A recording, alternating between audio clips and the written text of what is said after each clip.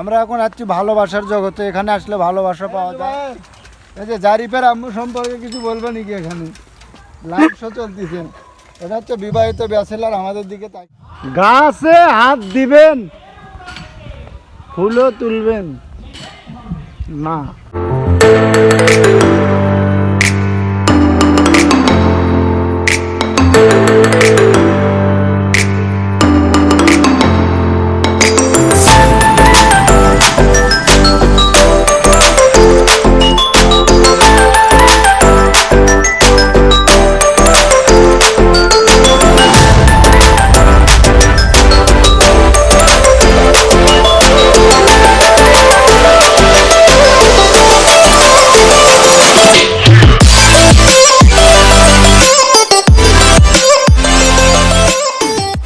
আসসালামু আলাইকুম। আপনারা সবাই কেমন আছেন? আলহামদুলিল্লাহ আমি ভালো আছি। আজ আমি আপনাদের সাথে নিয়ে যাচ্ছি বগুড়া শেরপুরে অবস্থিত স্যাটকম এগ্রো পার্ক, যার আগের নাম ছিল সাউদিয়া সিটি পার্ক। যাওয়ার পথে রাস্তার দুপাশে দেখতে পাচ্ছিলাম বগুড়া ক্যান্টনমেন্ট, যা অবস্থিত মাঝিরা বি ব্লকে। তার পাশেই আছে Bogura cantonment school and college. বলে রাখা ভালো, টাঙ্গাইল থেকে রংপুর হয়ে উত্তর অঞ্চল রংপুর পর্যন্ত 4 লেনের কাজ চলছে, যার কারণে রাস্তার অবস্থা খুব একটা ভালো না।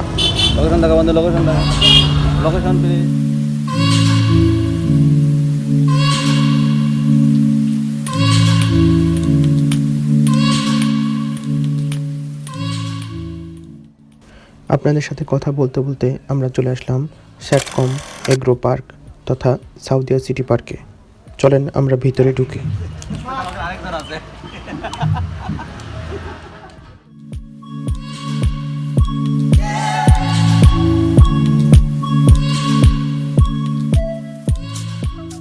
ইমরান বন্ধু, হলো। আমরা এখন আছি ভালোবাসার জগতে। এখানে আসলে ভালোবাসা পাওয়া যায়। যদিও আমরা অনেকে বউ আসে নিয়ে আসতে পারিনি, কিন্তু আবার কেউ বিয়েই করেনি। এই হতভাগ্যের সাথে আজকে আমরা বিবাহিত ব্যাচেলারেরা। সামনে আছে দুইজন বিবাহিত ব্যাচেলার। জুবাইর, ওই যে জুবাইর, এই যে জারিফের আম্মু সম্পর্কে কিছু বলবো নাকি? এখানে লাইভ শো চলতেছে। এটা হচ্ছে বিবাহিত ব্যাচেলার। আমাদের দিকে তাকিয়ে আছে। এতিমের মতো আমরা ঘুরতেছি। এক বন্ধুর পাত্রী দেখার জন্য আসছি। এখানে ঘোরা শেষে আমরা পাত্রী দেখতে যাব।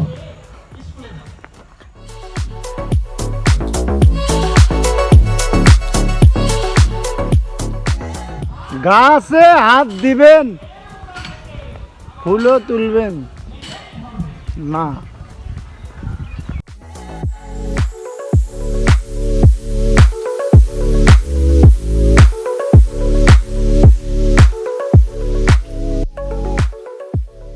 এটি অডিটোরিয়াম রুম বা কনফারেন্স রুম বলা হয়ে থাকে।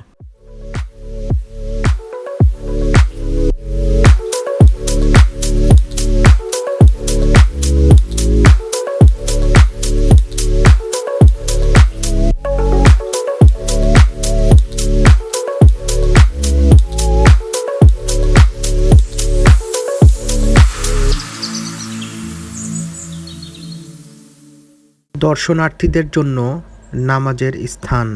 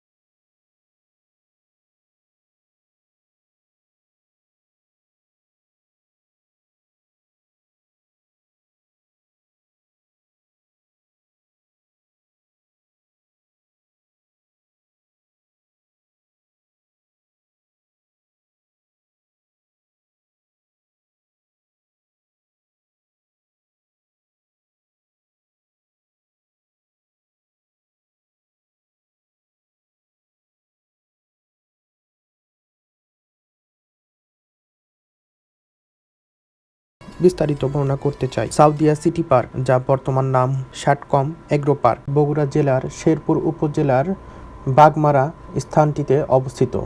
সাউদিয়া সিটি পার্ক শেরপুরে অবস্থিত একটি বিনোদন পার্ক। শেরপুর উপজেলার 7 কিলোমিটার দক্ষিণে অবস্থিত এই পার্কটি চমৎকারভাবে সাজানো হয়েছে।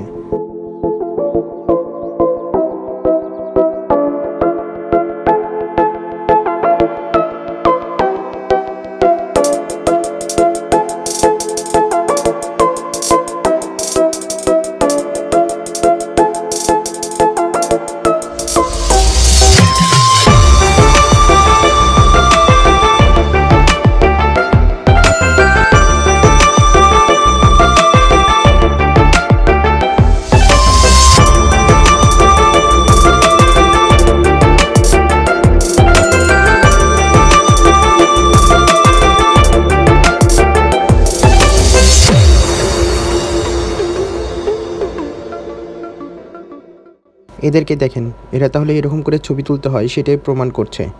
দেখেন দেখেন দেখেন কেমন করে ছবি তুলে এরা। ওয়াও!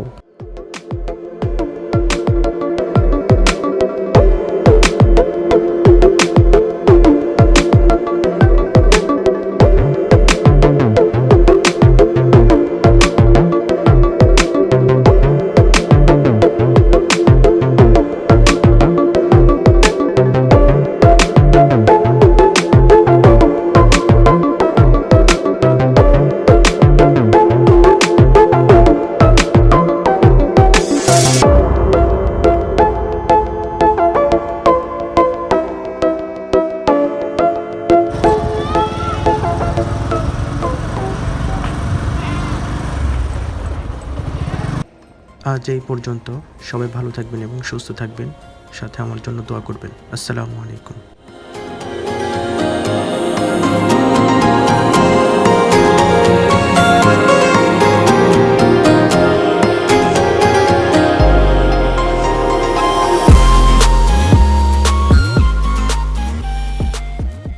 আমি ধন সম্পত্তি কিছুই চাই না।